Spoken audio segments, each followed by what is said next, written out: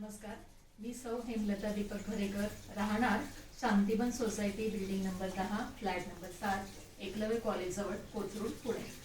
आमच्याकडे दरवर्षीप्रमाणे महालक्ष्मींचे याही वर्षी आगमन झालेले आहे। आम्ही महालक्ष्मींसाठी आज शेती देखावा सादर केलेला आहे। आज मुलांना, शहरातील मुलांना शेती काय असते ते माहिती नसते, त्यानंतर धान्य कसं उगवतं तेही याची कल्पना नसते। यासाठी आम्ही हा देखावा सादर केलेला आहे, पारंपरिक देखावा। त्यानंतर आपण शेती देखाव्यामध्ये सुरुवातीला पाहणार आहोत शेत नांगरणी। शेत नांगरणी केल्यानंतर त्यामध्ये आपण धान्य पेरतो, म्हणजे भात पेरणी केलेली आहे। भात पेरणीनंतर भात लावणी केली आहे आणि भात लावणीनंतर त्या भात छान येण्यासाठी आपण त्याला खत मारलेलं आहे। खत मारल्यानंतर ते भात छान आल्यानंतर काढणी सुरू होते।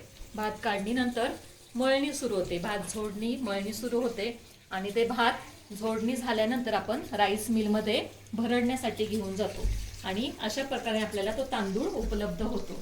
धन्यवाद।